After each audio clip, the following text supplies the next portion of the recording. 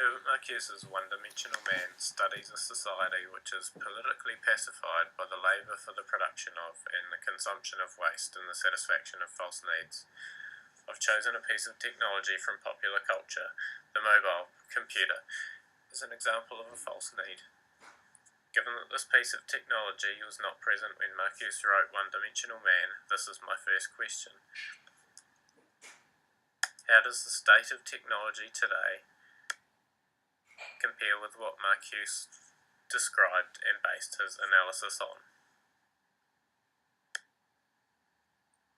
The advertising of these products illustrates concept from Marcuse's first chapter, The New Forms of Control, that we identify with the product and that we find happiness in it and that we will labour hard to get it. The imagery used in the iconic iPod advertising visually realises the one-dimensional man.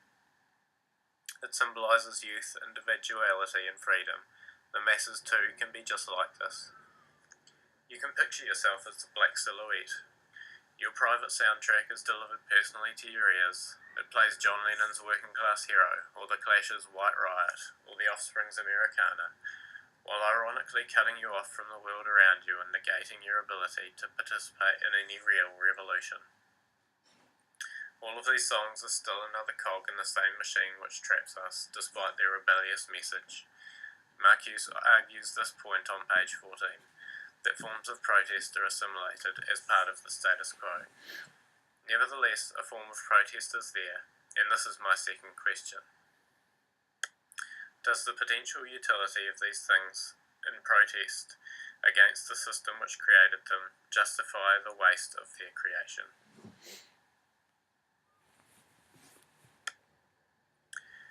To the enterprise, the black silhouette is also you, a generic consumer with no distinguishing features, no public or private convictions, no individual needs, just a source of funding for their new and improved version of the product and its accompanying advertising campaign. The realisation of the implied dream of youth, of relevance, of individuality and freedom is through the ownership and use, and necessarily the purchase of that product.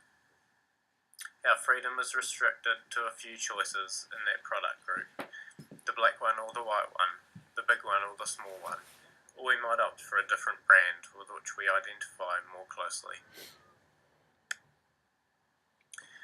You can choose a market segment to match the going rate of freedom.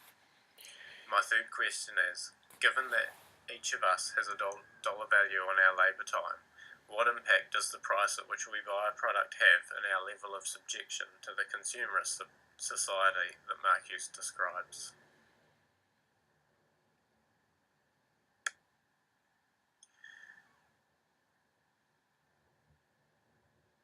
Marcuse would consider the need for a product like this to be a false need. The prevailing need to behave and consume in accordance with the advertisements, to love and hate what others love and hate, to belong to this category of false needs. He says the way that our freedom is restricted in an industrialised society where true needs have been obtained is by our effort to satisfy more and more false needs. One of the iPod's slogans was 10,000 songs in your pocket. No matter how revolutionary or how comforting these songs' messages are, it's not a compelling argument for a true human need. Nonetheless, it imprints itself strongly enough on pop culture and eventually merges with another significant product category, the mobile phone. The smartphone is another application of the mobile computer with potential to satisfy a real human need, communication. But by now the product is so pervasive that it almost needs no selling point other than its own reputation. With this ability to communicate comes the ability to produce as well as consume. The mobile phone has become a primary enabling technology of social media. The ability to snap selfies and to publish our thoughts effectively turns us all into journalists of social media, albeit in a type of media not found in Marcuse's time. This immediate delivery of our private lives to a global audience further reduces the public-private dimension of our society and increases our self-identification with the mobile computer. Our emotions are reduced to a single binary option, to like or to ignore, and whether we are liked. These devices are central to what Marcuse discusses on page 10, that our private self and ability to individually reason about our society are so distorted by these products that we no longer have the ability to evaluate whether the needs for these products are real. We have become such a part of the industrialised society that we immediately accept the need for these products as a true need. At the point at which all of our labour time is used in production and acquisition of these false needs, our leisure time is absorbed by the use of them. We are politically neutralised and lose the ability to evaluate an alternative existence.